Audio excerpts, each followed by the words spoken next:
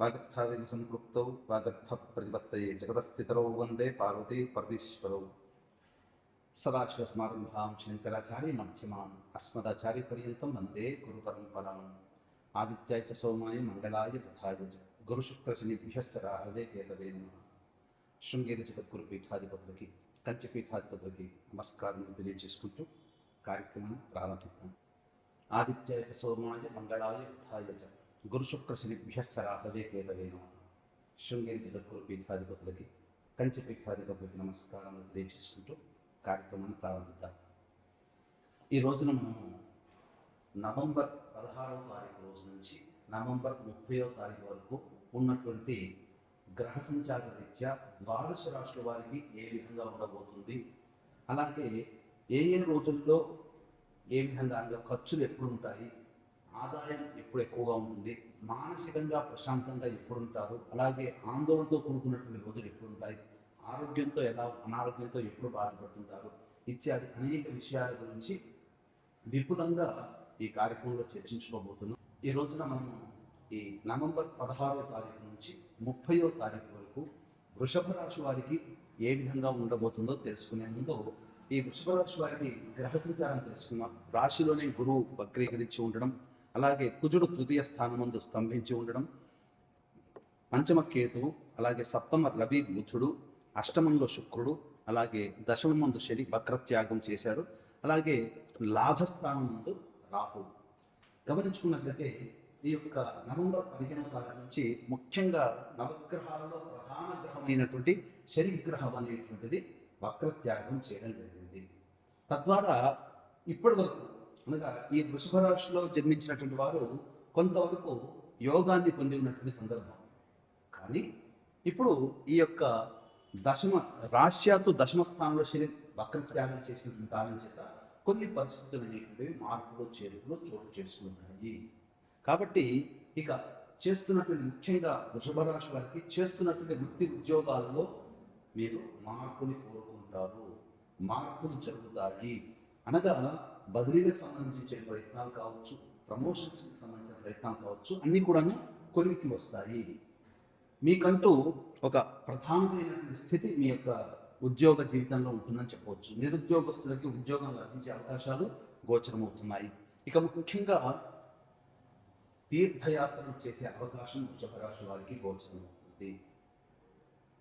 సద్వయం అనగా ఖర్చులు అయినప్పటికీ కూడా అది మీ యొక్క జీవితంలో అభివృద్ధికి ఉపయోగపడే ఖర్చులే అవుతాయి తప్ప మీకు సాధారణంగా అనవసరమైన ఖర్చులు మీకు కలగవు. ఇక ముఖ్యంగా గమనించుకున్నట్లయితే కుజ ప్రభావము మీకు జనవరి 20వ తారీఖు వరకు ఉండడం కారణం చేత ఏ పని అయినా కూడా పట్టుదలతో ముందరకు వేస్తారు. ఆ పట్టుదలే మీకు విజయాన్ని చేకూర్చి పెడుతుందని చెప్పవచ్చు. ఇక లాభస్థానం రాహు యొక్క సంచార ప్రభావం మీకు సర్వదా అన్ని కూడా అనుకూలంగా ఉంటాయి. మీరు ఏదైతే మీరు కోరుకుంటారో ఆ మాయ ప్రభావం తగ్గిపోయి ఆ కోరుకున్నది సాధించుకోవడానికి కుజ ప్రభావము మరియు గురు ప్రభావము మరియు ఈ యొక్క బుధ గ్రహ ప్రభావం, ఈ కారణం ఈ యొక్క గ్రహాల యొక్క స్థితిగతుల వలన మీకు ఉన్నటువంటి పొరపక్షాలు తొలగిపోతాయి. ఆ మాయ అనేటువంటి తొలగిపోయి వాస్తవాన్ని మీరు గమనించుకోగలుగుతారు. ఇది ఎలా మీకు అనుభవంలోకి వస్తుందంటే, ఇప్పటి వరకు మీరు మంచి అనుకున్న వ్యక్తి, మీకు బాగా చక్కగా మీ వెన్నండి ఉన్నాడనుకున్న వ్యక్తి యొక్క అసలు స్వరూపము మీరు ఈ 16వ తారీఖు నుంచి 30వ తారీఖు నవంబర్ మధ్యకాలంలో మీకు గోచరమవుతుంది. ఇక రియల్ ఎస్టేట్ రంగంలో ఉన్నటువంటి వారికి అద్భుతమైనటువంటి ఫలితాలు గోచరమవుతున్నాయి. నూతన ప్రాజెక్టులకి శ్రీకారం చుట్టబోతున్నారు. కొత్త వెంచర్లు స్టార్ట్ చేసే అవకాశాలు ఉంటాయి. ఏజెన్సీగా పనిచేసేటువంటి వాళ్ళకి ఈ యొక్క జనవరి వరకు కూడా అనుకున్నదే తరువాత అన్ని కూడా మీరు ఏజెంట్స్ పూర్తి చేసుకోగలుగుతారు. ఇక ప్రధానంగా భూ సంబంధమైనటువంటి వ్యాపారాలు చేసేటువంటి వాళ్ళు, అలాగే అనగా ఈ సంబంధించినటువంటి గనులకి, భూగర్భ గనులకు సంబంధించిన వృత్తి వ్యాపారాల్లో ఉన్నటువంటి కాంట్రాక్ట్లు కొత్తగా వస్తాయి. అలాగే ఇంకా చెప్పాలి అంటే రైతులు చక్కటి లాభదాయకమైనటువంటి స్థితిగతుల్లో ఉంటారు. అంటే మీరు ఏదైతే పంట వేస్తారో ఆ పంట దిగుబడికి వచ్చే సమయానికి మీకు లాభం చేకూర్చే విధంగా గోచరమవుతుంది. ఇక ముఖ్యంగా విద్యాలయాలు, అలాగే రోడ్ అండ్ రెస్టారెంట్ బిజినెస్లో ఉన్నవాళ్ళు, హోటల్ బిజినెస్లో ఉన్నవాళ్ళు, అలాగే జ్యువెలరీ రంగంలో ఉన్నవారు, సూపర్ మార్కెట్ FMCG రంగంలో ఉన్నటువంటి వాళ్ళు, వీళ్ళందరికీ కూడాను సాధారణమైన ఫలితాలు గోచరమవుతున్నాయని చెప్పవచ్చు. ఇక ముఖ్యంగా చూసుకున్నట్లయితే ఆలోచనలకు ఎక్కువగా ప్రభావితం అవ్వడము, ఏ పని ఎందుకు కూడాను మీకు ఆసక్తిగా మీకు ముందుకు సాగకపోవడం అనేది ఒక నిరాశ కలుగుతుంది. అంటే ఏంటి, అన్ని పనులను కూడా ఆలోచించగలుగుతారు కానీ ముందడుగు వేయలేకపోతారు. కాబట్టి ధైర్యంతో ముందడుగు వేసినట్టు మంచి శుభఫలితాలు పొందుతారని చెప్పొచ్చు. ఇక రవి సప్తమ ప్రభావం ఈ కారణం చేత అకాలమైనటువంటి భోజనం అనగా సమయానికి భోజనం చేయలేనటువంటి పరిస్థితులు గోచరం అవుతాయి. కుటుంబ సభ్యులతో జాగ్రత్తలు పాటించండి. బంధుమిత్రులతో నోటిని అదుపులో పెట్టుకొని ఉండండి.